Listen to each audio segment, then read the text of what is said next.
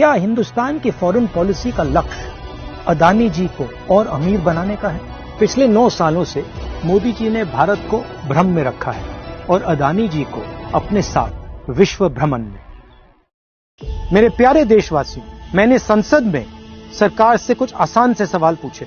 सबूत के साथ मैंने हमारे देश की फॉरेन पॉलिसी या कह लीजिए अदानी जी की बिजनेस एक्सपेंशन पॉलिसी पर कुछ सवाल पूछे। सरकार ने एक भी जवाब नहीं दिया। चलिए मैं सारे सवाल फिर से दोहरा देता हूं। उम्मीद है कि इस बार सभी देशवासियों को जवाब मिल जाएगा। कितनी विदेश यात्राओं में अदानी जी पीएम के साथ गए? कितने देशों में पीएम के ऑफिशियल टूर के बाद अदानी जी वहां गए? और कितने देशों में पीएम जाने के बाद वहां अदानी जी ने बिजनेस डील साइन की?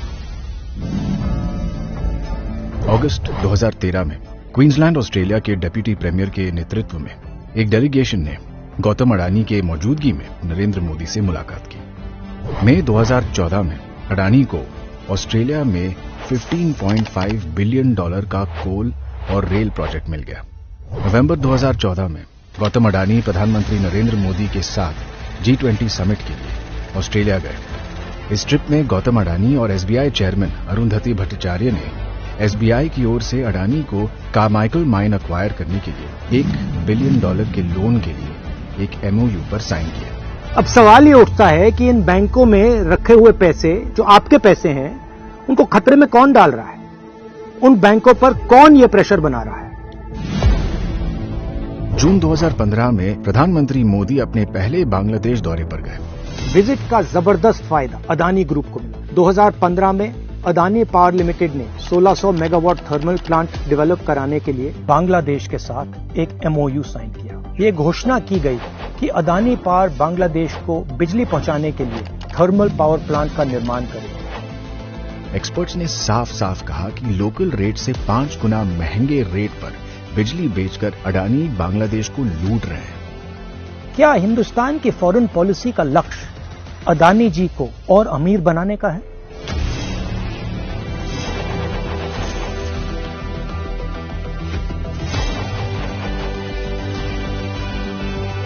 On November 24th, the President summoned me after a meeting and said India's Prime Minister Modi is pressurizing him to hand over the project to the Adani Group.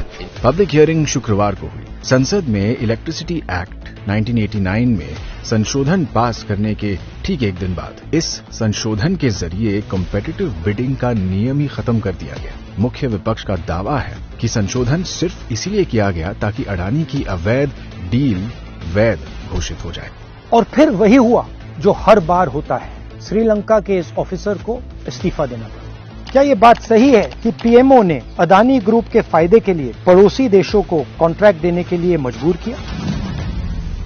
मार्च 2016 में अडानी ने unmanned aircraft systems के field में Israel की company Elbit आई star और एक भारतीय company alpha design technologies private limited के साथ स्टेटमेंट ऑफ इंटेंट करार किया। इस करार का ऐसा जादू चला कि एल्बिट सिस्टम्स को भारत के रक्षा मंत्रालय ने MI-17 हेलीकॉप्टरों को मेंटेन और अपग्रेड करने के लिए $110 मिलियन का ठेका दे डाला। 2017 में पीएम मोदी इजरायल गए। डिफेंस प्रोडक्ट्स में जॉइंट डेवलपमेंट एंड कोऑपरेशन की घोषणा की और इसके अगले ही साल अदानी ग्रुप को अल्फा डिजाइन टेक्नोलॉजी लिमिटेड में 26% हिस्सेदारी मिल गई। भारत में HAL और भारत डायनामिक्स जैसी कंपनियां कटिंग एज ड्रोन बनाती हैं, मगर इसके बावजूद अदानी ग्रुप को ही ड्रोन डेवलपमेंट और मैन्युफैक्चरिंग के लिए कॉन्ट्रैक्ट्स क्यों दिए गए?